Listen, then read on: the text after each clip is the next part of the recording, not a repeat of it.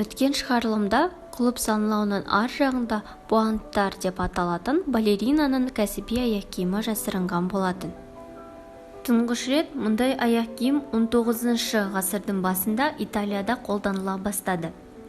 Олар эльфтер мен перілердің сахнада қолды аяққа тұрмай ұшып жүрген бейнесін жасауға көмектесті.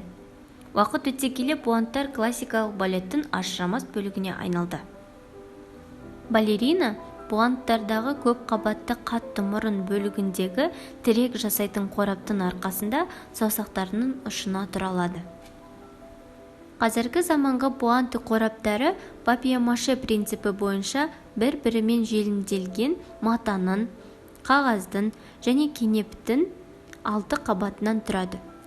Қораптарды дайындағаннан кейін пуанттарды тігеді.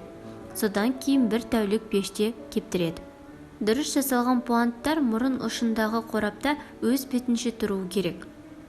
Аяқ пен аяқ киімнің біркелкі елесін келтіру үшін пуанттарды жоғарғы жағы атлас немесе бос матадан тігіледі.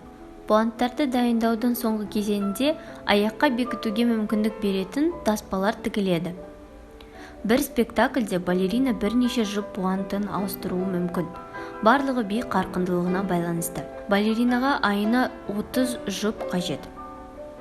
Өткен жолы көрсетілген пуанттарды музейге арабески үлгілі хореографиялық ансамблі сыйлаған. Арабески ансамблі 1990 жылы Елена және Сергей Петраковалармен ұйымдастырылған болатын. Алғашқы жылдары оңай болмады. Жас мемлекет Қазақстанның қалыптасуы, жұмыссыздық және тағы басқа себептер ұжымның дамуына кедергі болды. Бірақ өз ісіне деген адалдық, бей-жай емес қала тұрғындарының көмегі барлық қиындықтарды жеңуге көмектесті. Ал репертуарды мұқият таңдау, костюмдердің әрбір элементін ойластыру, қатаң тәртіп және ең бастысы балаларға деген шексіз махаббат бірнеше жылдан кейін арабески би ансамблін тау шыңына алып келді. Бірінші маңызды жеңіс 1994 жылы Ресейдің орталық теледидарында көрсетілген «Утренняя звезда» жас таланттардың халықаралық телевизиялық конкурсына қатысу болды.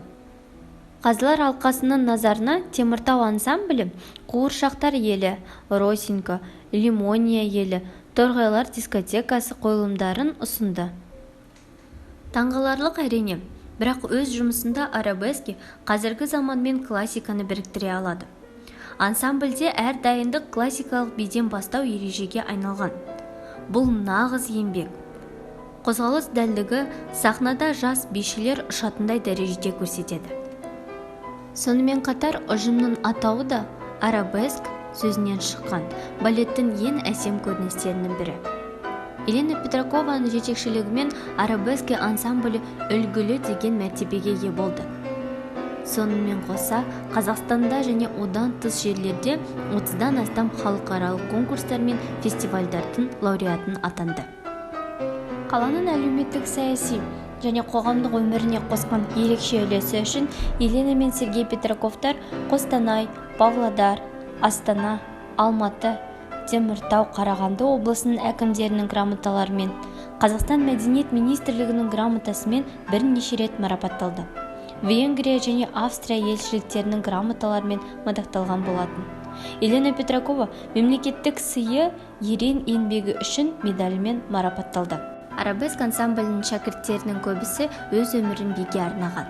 Елена мен Сергей Петраковтар Санкт-Петербург мәдениет институтынан арабески ансамблінің қатысушыларының кәсіби дайындығы үшін алғыс хат алды. Ұжымның 18 қатысушысы осы институтты аяқтап, оның 4-еуі қызыл дипломмен бітірген. Қазіргі таңда арабеск шәкірттері Ресейде, Түркияда, Германияда, Словакияда жұмыс істейді. Биыл арабески үлгілі хореографиялық ансамблі өзінің 30 жылдығын атап өтеді.